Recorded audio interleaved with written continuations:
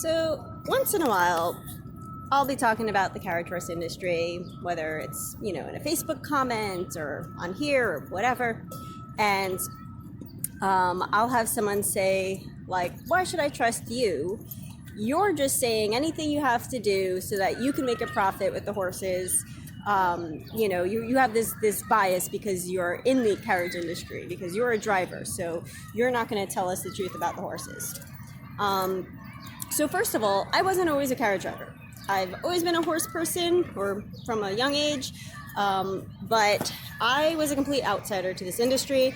As I mentioned in another video, I barely knew we even had carriage horses in New York City.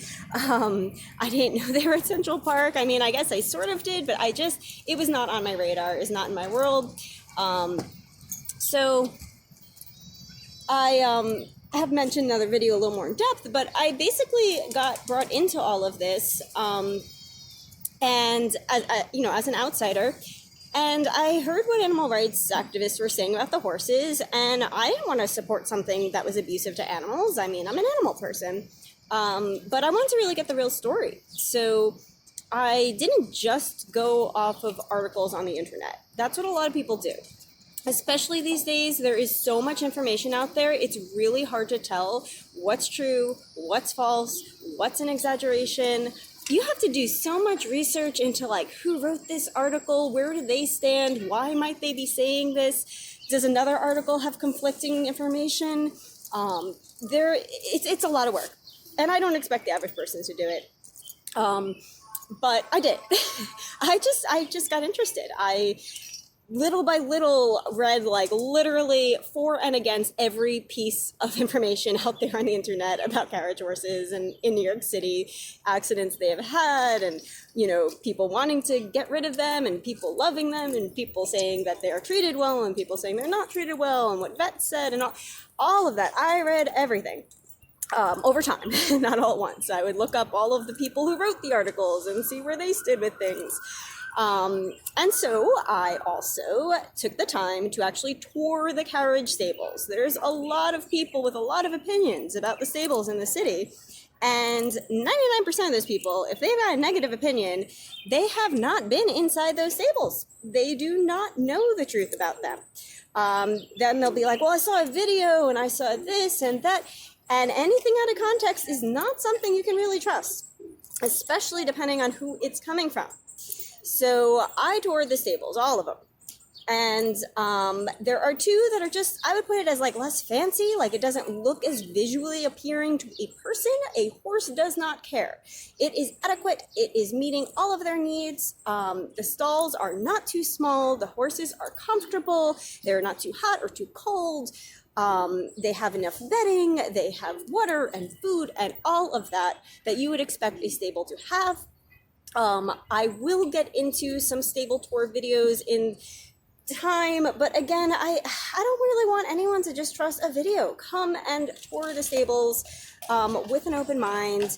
It's not that easy. I know you have to have a driver, stableman who happens to not be busy, and we're always busy. We once in a while do an open house and have everyone in, not too often anymore, but that's really the best way to find out about them. Anyway, what I was trying to get at is, so I toured the stables, and I started speaking to the carriage drivers. I would just show up on, the carriage horse stand and start a conversation with them. These people do not seem like animal abusers to me. Their horses do not seem to be abused to me. Little by little, I formed this opinion that I supported this industry. And then I wanted to be an advocate for it. I started talking to city council members, don't ban these carriage horses. I know the truth. You should find out the truth and all that.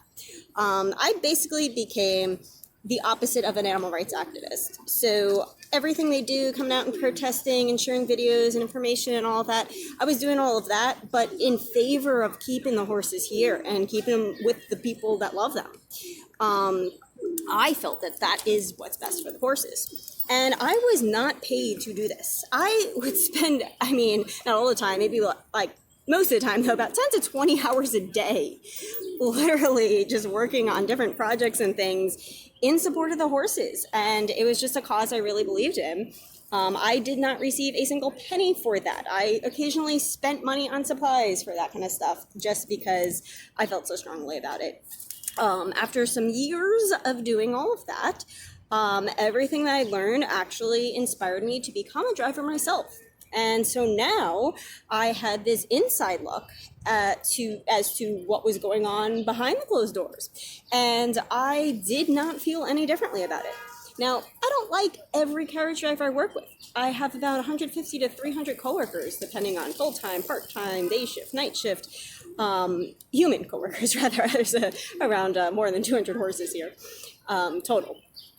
Some are in the city and some are on vacation on the pastures. And so I don't like everyone. I think some people might be doing the minimum, for their horse. They are following all the laws and regulations, but they're not going the extra mile.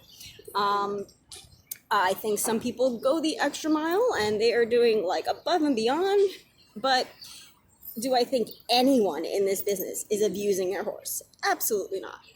I don't think everyone is the best person in this industry, but they are not animal abusers. I just I can't understand why anyone would think that I or anyone else here who's an animal person would stay working in an industry that was actually abusing animals. Like, that's ridiculous. If you're an animal person, you'd be like, hey, dude, don't do that. That's wrong. Like, in your business, or, it's not happening. That's all I can tell you. It's not.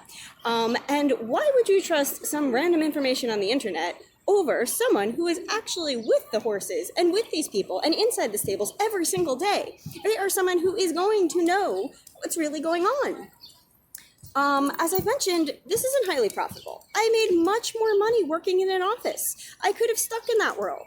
I chose not to because I like horses, because I think this is a good thing for horses, and I just can't understand why someone would think that I have a bias to support something that pays me less money if I was just so greedy and saying this stuff for the money or something. It's absolutely ridiculous. So I don't know everything. There are people who are more experienced than me in this business. I've never claimed to. You don't have to listen to me. You don't have to believe everything I say, but I think it's ridiculous that you think you can't trust my opinion on what's really going on here, and you think I'm lying for these reasons, because that just doesn't make any sense to me, and that's ridiculous.